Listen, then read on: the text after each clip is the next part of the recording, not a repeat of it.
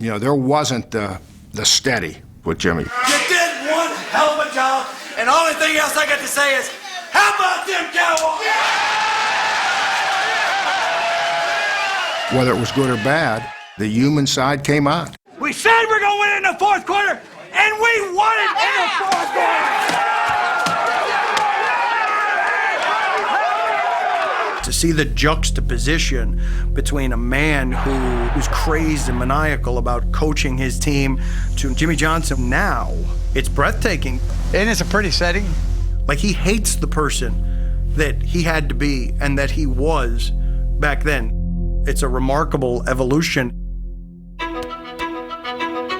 You're going to be a football player when you grow up. Today is the best day of your life. Believe it. He might be the finest quarterback produced in the last 10 years. Someday like that's all I need. Fortunately for me, I didn't lose my life, didn't lose my job. Football convinced me that life is a team game. Rest of your life, nobody could ever tell you that you couldn't do it.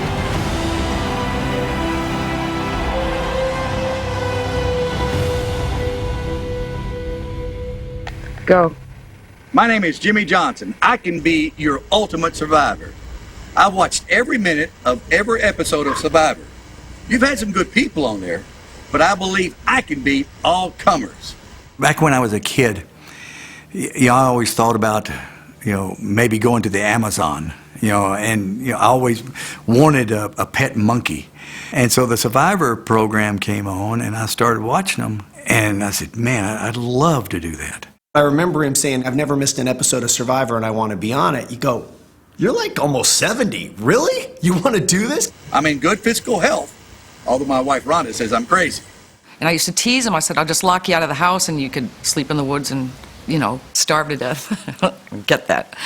And probably within the first 24 hours of Survivor, sitting in the jungle with no food, no sleep, Jimmy realizing what an incredibly stupid idea this was.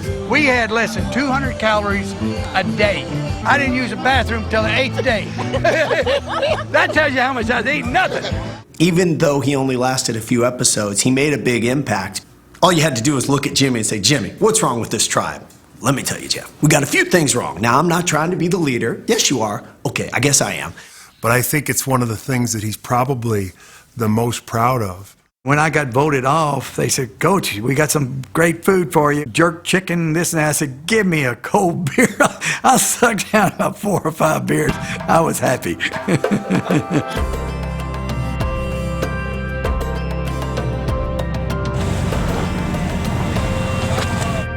Jimmy's enjoying life. After, I don't know how many years of being a coach, just grinding and grinding and grinding. And I envy that a great deal. Being out on the water is so relaxing for me. I was born and raised in Port Arthur, Texas, right on the coast. And so we were always on the water.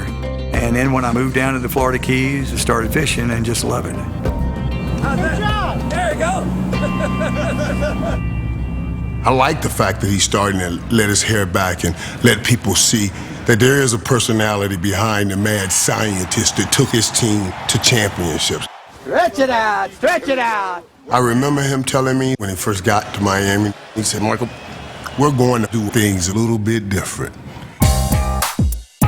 He had a style which you don't find in sports leaders who care about how they're perceived. He was just soaked in, I don't give a The air of confidence that, hey, look, I don't care where we play you at. We can play you in the parking lot. We're going to kick your butt.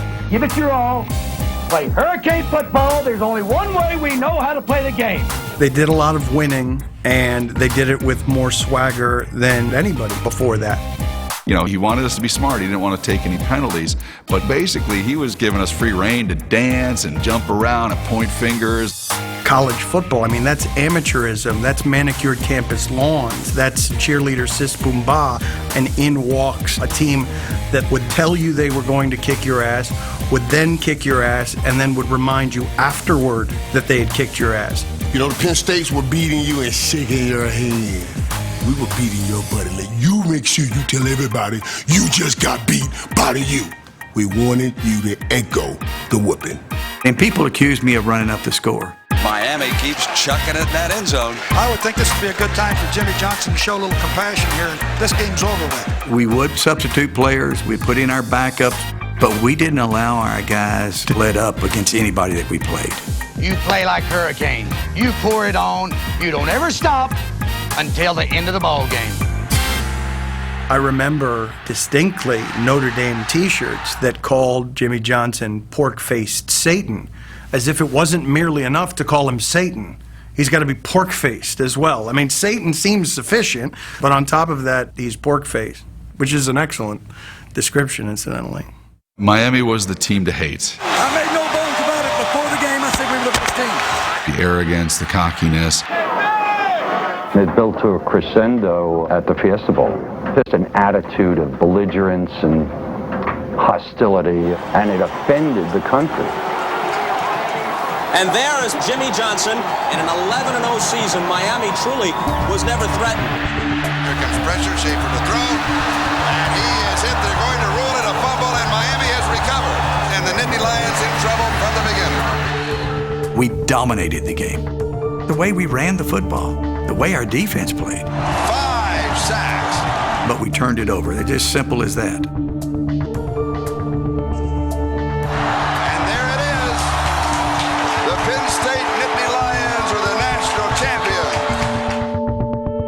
I was devastated.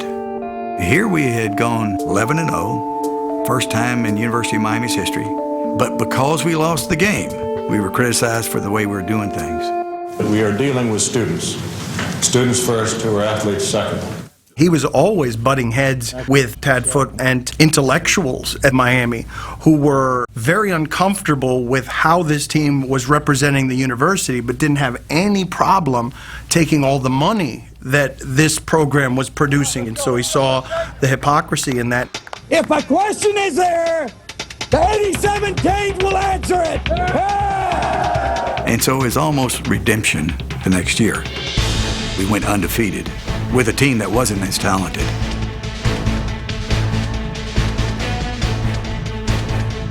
And it all culminated that night against the Sooners. We're coming with a different stick. It will not be the same thing this time. Walsh again, lofting the ball. Irvin is open. Touchdown. And this is history. The party has begun in Miami. Jimmy had a chip on his shoulder after being so close in '86. So I think it was just pure release of emotion. Look at Jimmy Johnson. The demons are gone. He's a national championship coach. When people throw stones at our football team, we all hurt because we are a team and we do care for one another. And this makes the hurt a little better than what it was.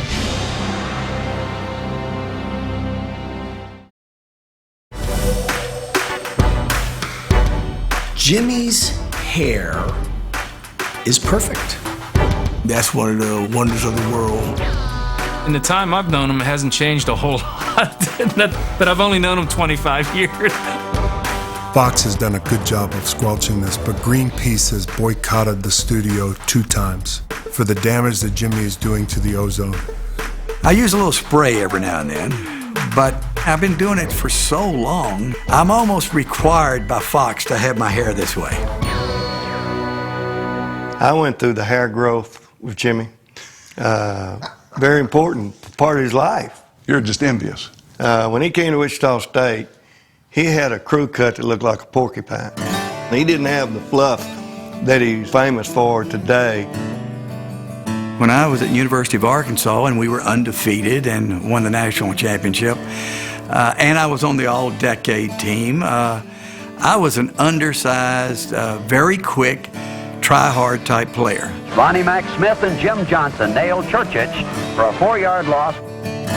We met, of course, very young, with our initials being the same. We immediately were roommates on all road trips. Jerry's a guy that had money. I didn't have anything. I was broke when I was in college. So we didn't even run in the same circles. But, you know, we developed a friendship. I was a freshman coach at the University of Arkansas, and I got to know him and Jerry. And Jimmy was smart, made plays. Oh, Jimmy, tell you how smart he is. You know, he's a bridge player, and he was a Mensa. Is that it? How you 120 IQ. Oh, yeah, 120. Well, that's not very That's what high. he said. Well, he's 140, I think. He's the smartest guy I know. Well, I got my degree in psychology, and I thought that I was going to be an industrial psychologist and go and work for a company. But the defensive coordinator at Louisiana Tech had a heart attack. They had copied the University of Arkansas style of defense, and they asked if I would go there and just coach for the season. Once I got into it, I realized coaching, it was really just psychology. Let the mind control the body, not the body controlling the mind. The key to it, Jimmy's career, my career, his career, we're sitting right in Oklahoma. People forget we won 37 in a row. We all grew up together. Yep. We probably can get you that film where he's dressed in drag. They dressed up like women, got in convertible. 3 o'clock in the morning, Hoshaver and Johnson are coming home, and these two rednecks in the pickup pulled up alongside them. And they rolled down the window and realized that these two guys were hitting on them. Now, my next run-in with Barry is when he was the head coach at Oklahoma. I was the head coach at Oklahoma State. With a mixture of brilliance and good old common sense, head coach Jimmy Johnson molded the Cowboys into his kind of football team. Fun, fast, and fantastic.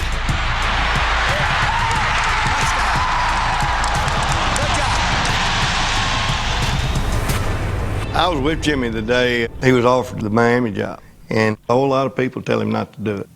So I said, Jimmy, let me ask you a question. Have you ever beaten OU?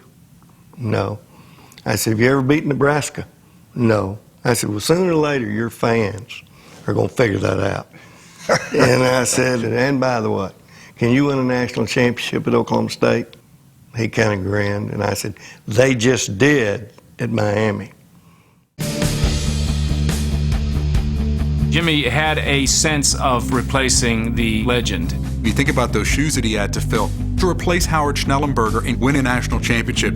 And how much more of a tough situation could you have than going into Dallas and replacing Tom Landry? The Dallas Cowboys have been sold to oil man Jerry Jones. Jimmy Johnson steps into the shadow of a legend. Former college coach officially takes the place of Tom Landry.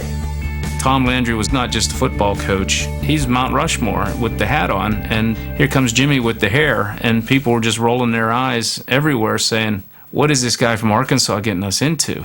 This was not done to hurt anybody. It was not done out of disrespect to anyone. All I know is I have a burning desire to be the very best. It was a tough start. You know, they were talking to a group of people that didn't want to hear what they had to say. You know, it wasn't easy for me to walk away from the University of Miami. You know, we lost 2 regular season games in the last 4 years. So we've kind of enjoyed it down there. And I knew it was going to be somewhat of a controversial situation, but I want to be here. Welcome to Valley Ranch, Coach. It was kind of fun. I was a college coach, you know, and I did things a college way. We had off-season program. You know, we worked year-round. I go to the weight room, and it was an outdoor weight room. I said, where are all our players? How's the body feeling? It's not in very good shape. Of course, it's not supposed to be in good shape now. Too much cheesecake? Cheesecake and beer, yeah. Mostly beer. So it was a culture change for the Cowboys when I first went there. Be under control. Keep those hands up. Looking at me. Looking at me. I can't. I got Randy White, Hall of Fame player. Ed Too Tall Jones at the end of his career.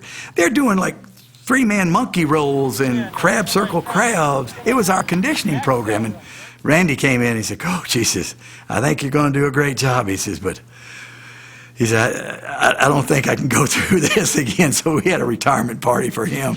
But they were bad. It may be far-fetched, but I'm not too sure our Miami teams couldn't have beaten that Cowboy team. Nick Lowry kicks off for the Chiefs. His leg's going to get tired.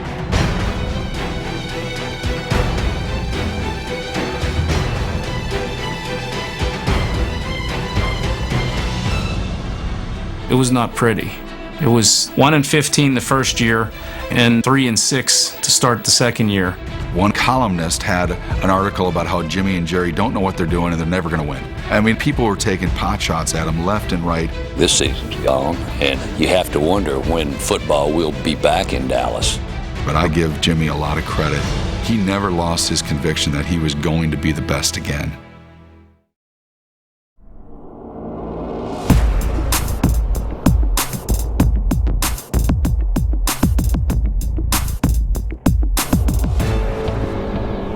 picked up a few more rods since the last time y'all were here.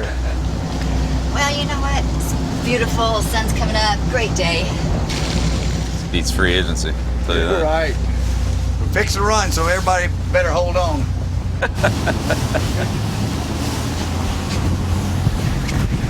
Oh, yeah. Bill and I developed a relationship when he was at Cleveland and I was at Dallas, and we made a couple of trades, and then as a byproduct, we did a little bit of fishing, but he's a cooler on fishing. When he's on board, we don't catch any fish. Come on, Wahoo. Just get one Wahoo. Just please, one. It was good to sit back, relax, talk a little football. You know, it's fishing. You got to pass the time a little bit. That was the thing on my little chart on the 5 characteristics I want for drafting a player. My number one thing was hit me in the head with a hammer the next time I take a dumb guy. Yeah. You taught me that well. Because you can't fix that. 90% of your mistakes are with guys that you can't reason with, you know. Yeah. Well, that was one of my reasonings on when I traded for Charles Haley. Yeah. Everybody's saying, well, you don't want him. He's a problem. You know, he's a, you know, the assistant coaches can't work with him and all that stuff. So I talked to everybody. They said, you know, he's really smart. Right. I said, well, he's really smart. Well, if he's smart, I can reason with him. Yep. Yeah. It's all motivation. Well, you know, that's what I told Jason Garrett when Jason got the job. People in the past could give a less about Jason Garrett. You'd walk that hall, nobody turned their head. Now you're the guy. Everybody in that organization looks at you and they want to be stroked. It's a practice squad player that you go over to and you recognize him when he didn't even know you knew his name. Right. That intern coach that's breaking down film. I said, everybody in that organization, if you're going to be good, they all have to be at their best. And the only way they're at their best is if you're stroking every one of them. And I said, that's a hell of a lot more important than those X's and O's. Then one more X. Right.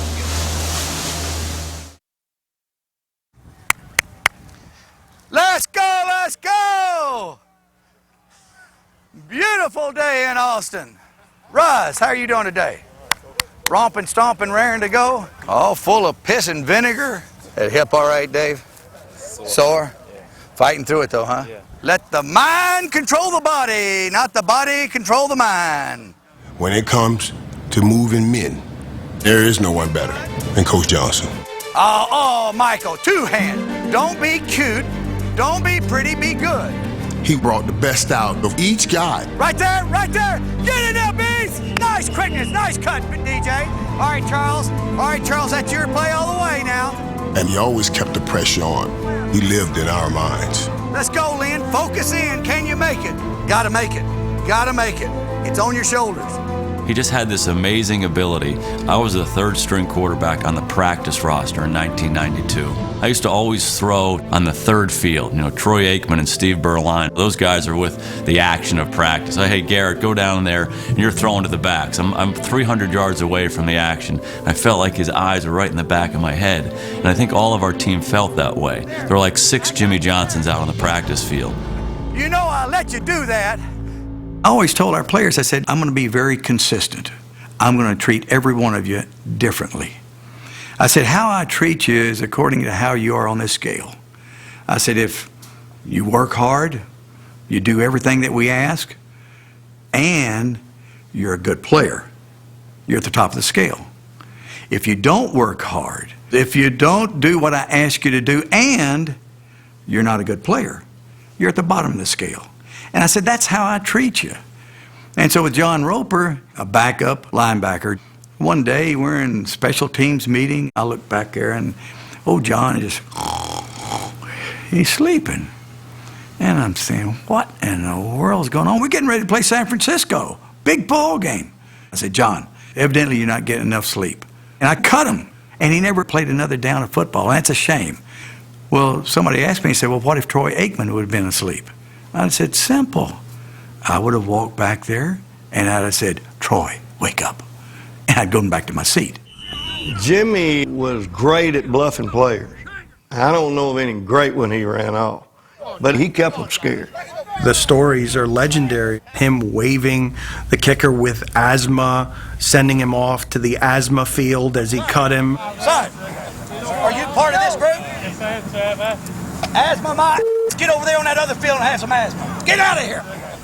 But while players were coming in and out that first season, Jimmy was quick to point out, almost on a weekly basis, that he had just signed a 10-year contract, so he was not going anywhere. All set. Well, they wanted us to be kind of reading this thing. Okay, all right. Seeing what Well, I'll tell you what. well, hey, that boy looks crippled. I hope he can run better. No, he looks good. I was the general manager, and Jimmy was the coach. Certainly, he had spent all that time in football and understood what a football player looked like better than I did. At the same time, I was a good trader. That's what I did for a living, and that's how I bought the Cowboys. You know, he's in the oil business. So they were a great marriage. Because Jerry is a gambler, and Jimmy is a huge gambler. I mean, the Herschel Walker trade was incredible. I told our staff, I said, the way this league works, if we just take our picks as they fall, it's going to be a long time before we get good. What do we have that somebody else wants? And they say, we only got one player. And no player in the entire league has gained more yardage the past 2 years than Herschel. In exchange for Walker, Dallas will receive a #1 draft pick, plus 6 conditional draft choices over the next 3 years, including 2 first-round picks, 3 second-round picks, and 1 third-round pick. I remember the reaction at the time. What's wrong with this college coach crazy person? Herschel could be on his way to the Super Bowl, while the Cowboys could be on their way to the toilet bowl. But he was the visionary who saw very clearly the draft picks are where I'll find value. And people say, well, you know, that was a jump start. But back then, the Los Angeles Rams, they had a similar type deal with Eric Dickerson when they traded him. The key is not getting the picks. The key is picking good players with the picks.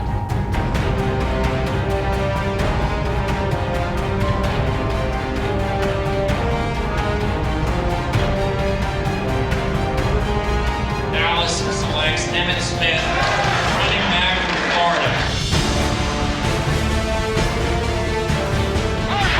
It's up in the air, and it's caught.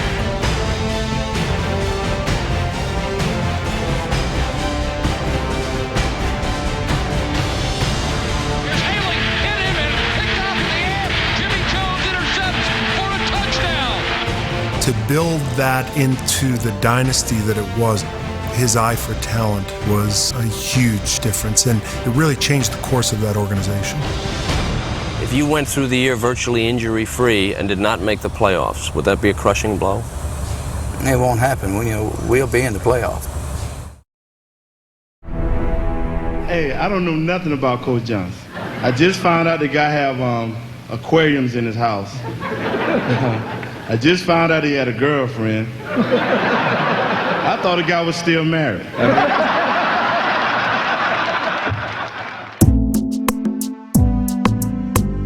Rhonda's what Jimmy needs. Jimmy's a strong personality. Rhonda's a stronger personality. He gets like, could you do this? You do it so much better. I'm going, yeah, right. Don't use that psycho crap on me. Rhonda, she's good. She'll bring me down a few notches. He's not allowed to hold a paintbrush. If you see him with a tool, don't tell him I said that. You know, she's been styling my hair for about 20 years. That's how we first met. She cut my hair. They're best friends, and they like to laugh. They like to have a good time, and in Florida Keys, you can do a lot of that. Once, Troy and Jason Garrett were here, and we were across the street at this restaurant, and they have the singer standing there, and it's loud. The music was getting a little bit loud, and I'm asking him these questions, and we're trying to have this back and forth, and finally he just said, enough. Brainiac comes up with this idea. He could pay the guy to stop playing for a while. We'd love it, but we'd like to talk for an hour. Here's $200, shut up, just like that. Again, great leadership, understanding what the conversation needed and took care of the environment. That's Jimmy. The older he gets, the funnier he gets, the more inviting he gets. We're off to see the wizard. Oh, please. The fisherman Jimmy is laid back and, taking his time, whereas coaching, there's blinders and there's really no getting in there. Come on, let's go. Keep your head in the ball game. Let's go. Losing is unacceptable. Unacceptable. All we got to do is contain. He wasn't even happy just winning by 3. Always push for more and more. We're that close. Get out there and grind on it now. There wasn't a minute that I was around him in the 2 years that I played for him that I and everyone on our football team didn't know who the head coach was. You know, I think there's a misconception about football. People think that football is for tough guys. You know, tough guys. Bull. Football rewards the guys that are in great condition. That's when you have fun. When you're kicking somebody's ass and they're sucking for win. There was a great coach one time says, fatigue makes cowards of us all. What if I walked up to you and said, you're a coward? You're a coward. You wouldn't like it, would you? But that's the reality of it. When you're tired, you make mistakes, you don't do what's right, and your will to win all of a sudden starts to waver just a little bit. You get tired, and all of a sudden you don't have that same fight. Fatigue makes cowards of us all of us, me included. I guarantee you, when I was on that damn TV show and I hadn't had any sleep and I hadn't had any food and bugs are biting on my ass, I wasn't a big tough guy. I'm saying, what the hell am I doing here?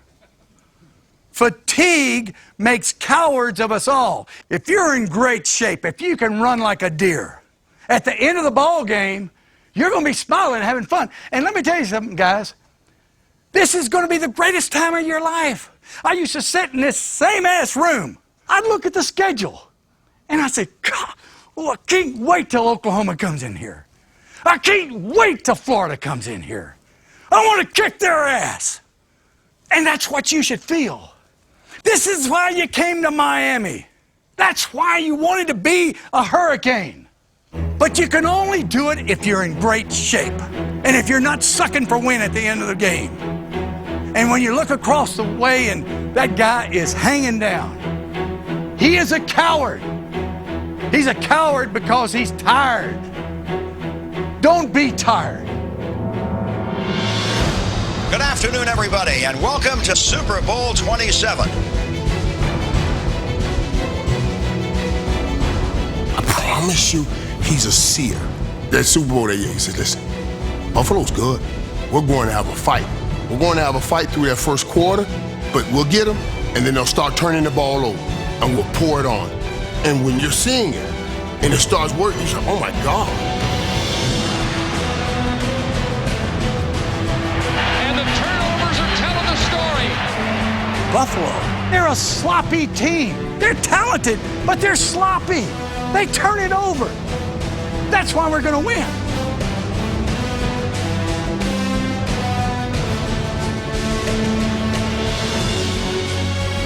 What a ride it's been. Jimmy Johnson's taken his team from the absolute worst to the absolute best in 4 years. And Dallas, your Cowboys are the champions. Come here.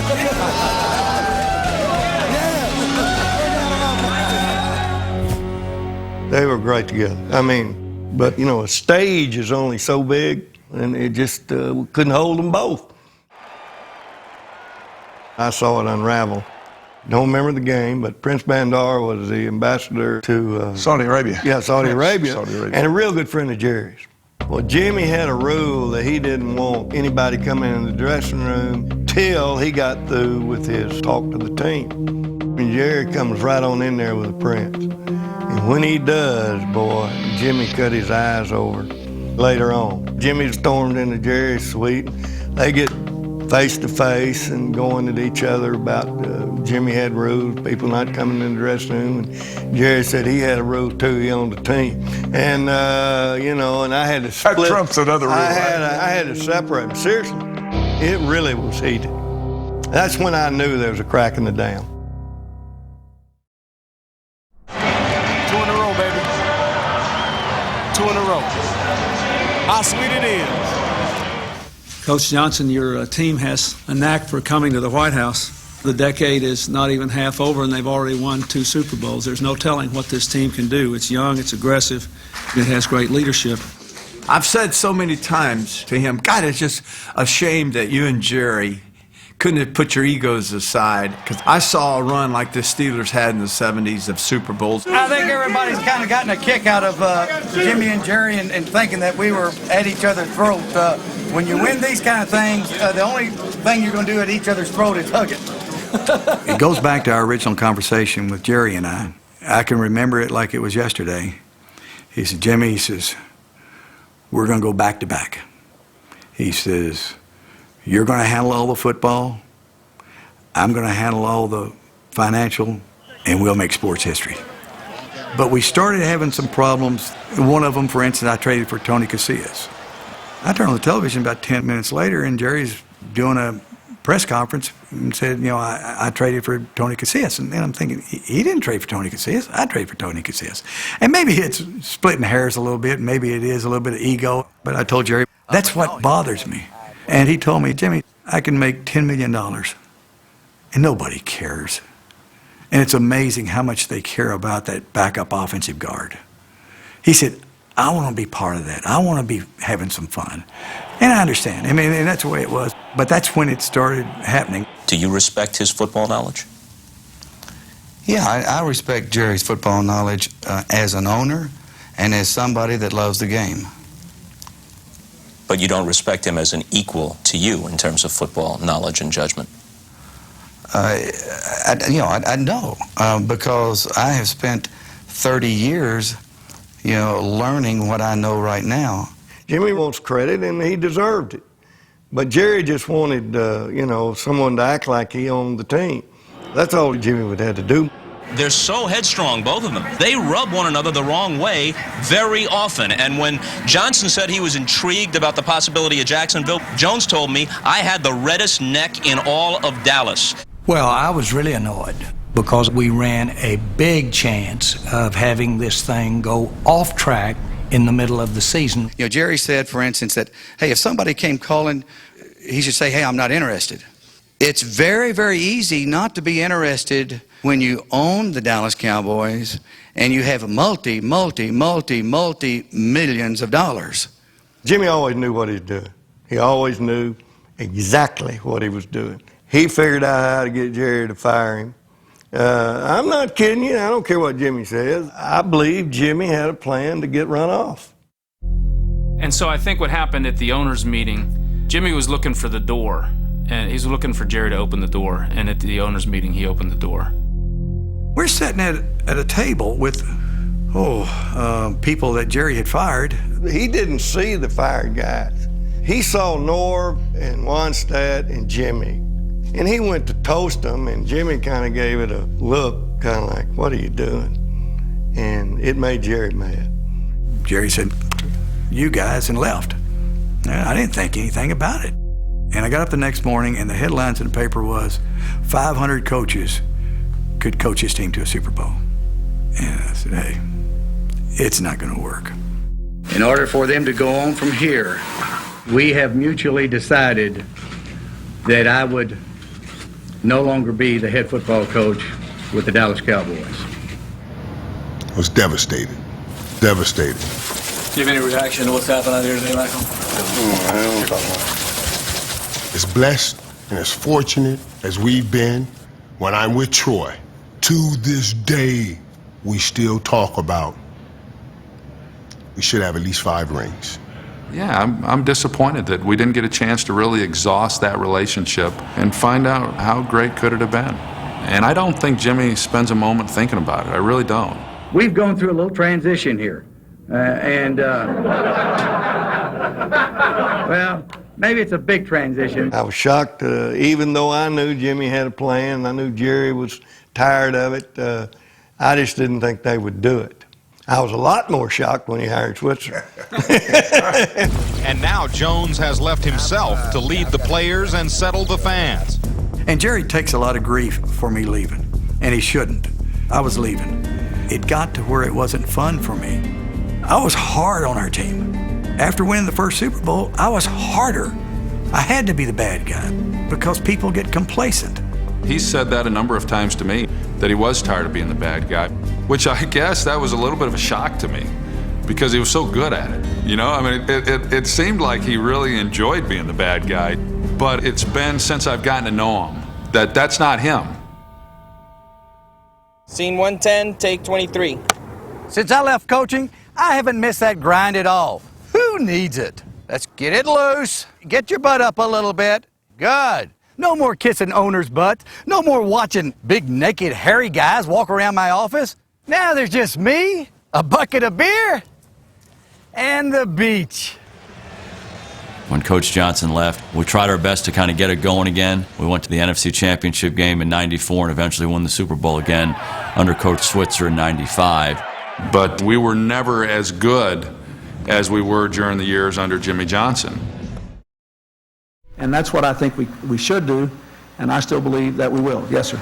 Mr. President, back on the President's question and answer session is expected to continue for a few more minutes, but right now we're going to interrupt our coverage of the news conference to cover another big story right here in South Florida. A very big story. Jimmy Johnson is now the head coach of the Miami Dolphins. Johnson sealed the deal late this afternoon when he signed his contract. When you've had the President of the United States, who I guess was on, I'm sorry, whatever station that is,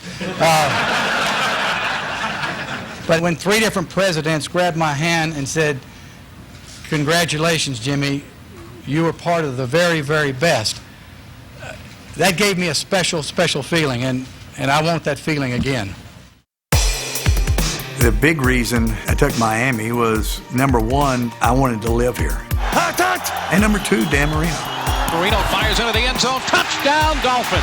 Just fade stop over there with the combination. I ain't never been part of this where you can take it downfield that fast. Yeah. Nice job. Nice job. I felt having a veteran quarterback, if I could shore up the defense, might give us a run at it. But Dan was at the end of his career. He had a bunch of injuries, and we were turning the ball over a bunch. Quick slant intercepted. Picked off by Collins. Dan Marino is God in Miami, and I don't think Jimmy could will his offense there. He never got the running game he wanted. 2.2 yards a carry. Come on! I think it was a lost cause. It was disappointing because we didn't win a championship, but we're in the playoffs 3 straight years. We won a couple of playoff games. So we did okay, but for me, that was disappointing. The thing that resonates from Jimmy Johnson's entire tenure here is that he found life perspective here. 1st and 10, and you saw the look on Jimmy Johnson's face. Jimmy's mother, Aline, at the age of 77, passed away last night in Port Arthur, Texas. I really have a very, very difficult time with someone passing. I don't want it to cross my mind that they're not here anymore. Sorry to hear about your mom. Yeah. When my mother passed away, I flew to the funeral, and I went and saw her in the casket, and that was hard. Very hard. And so when Daddy passed away, I wouldn't even look at him in the casket. It's something I have a difficult time dealing with. To that point, he very rarely said even "I love you" to his sons. And at his mother's funeral, his sons saw for the first time their strong, willful father broken. I mean, they were holding him up at the funeral. The whole time my 2 sons growing up, I was so wrapped up in trying to win football games. I didn't see them play. I wasn't there at home very often.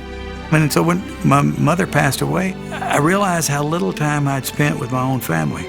And I think that's when I realized that I wasn't going to coach anymore. Well, this time it's final and forever, so I am retiring from coaching. I've had my time in the sun. I've had my time in the spotlight. Now I have my time with my family. Coaching to these guys is like a heroin addiction. They all come back. All of them.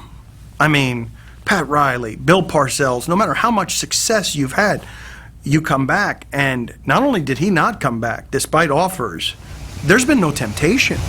What time are you out when you're by yourself in the morning? Whenever my eyes open, I'll go out there and see the sunrise, you know, and Why not put any lines out until about daylight? He certainly sits on Gilligan Island, but don't you call him Gilligan. You call him Godfather. It used to be a quarterback-driven league. Now that's the only thing. Yeah. I mean, some of the rule changes have helped them too. Oh my God. I mean, the receivers aren't intimidated to go across the field.